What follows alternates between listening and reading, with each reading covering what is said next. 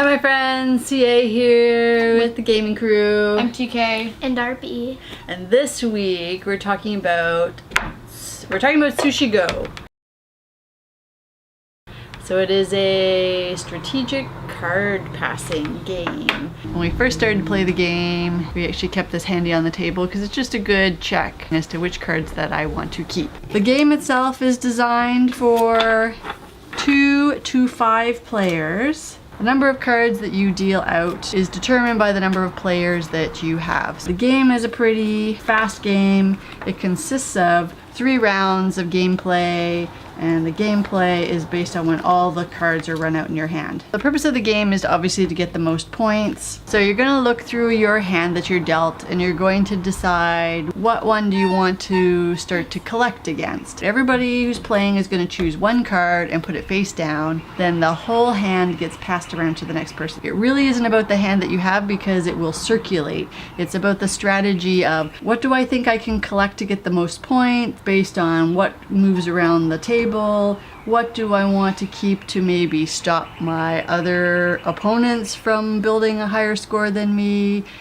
Okay, so now Sushi Go! So the chopstick card, when you play it on your turn, actually means you replace this card, and instead of putting 1 card down on your plate, you can put 2 cards. So it gives you an extra card to play. If you say Sushi Go before everybody flips over their cards, you get to select 2 from your hand, and you put the chopsticks into the hand that you're passing, and you pass it off to the next person. So now you've got 2 new cards that you're flipping over.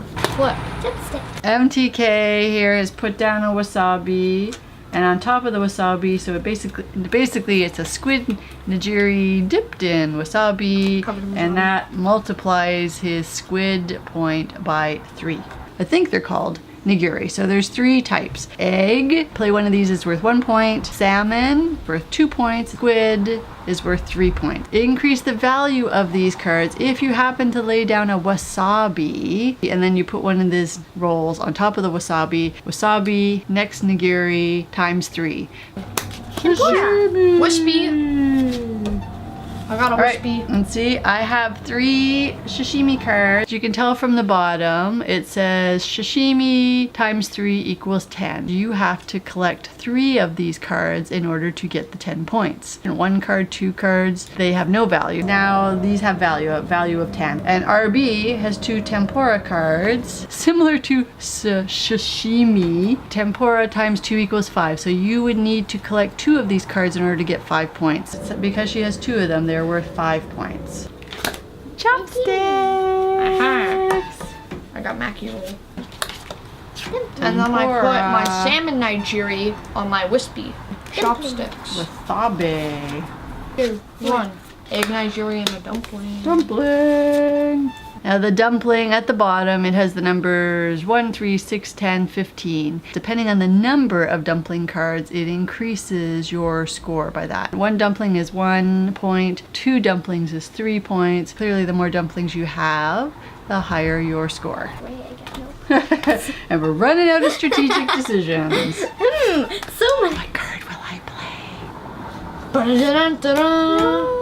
Oh, tempura, replace her. Okay, so this is the end of our first round. So what we're going to do is you're going to look at your hand, and clearly it makes sense to remove the cards that have no value. The second is, if you have Mackie cards, or anybody on the table has played Mackie cards, the Mackie card, they have different numbers of rolls on the top, 1, 2, or 3. At the end of the round, totaling all your cards, whoever has the most of these rolls on their various cards, when it's totaled, gets the highest point number, which is 6 points, and the person with the second amount gets 3 points, and anyone else, it doesn't matter how many cards you have, you would get nothing. If there are ties in either first or second place, those points are split. So RB has 3, MTK has 4, and I have 2.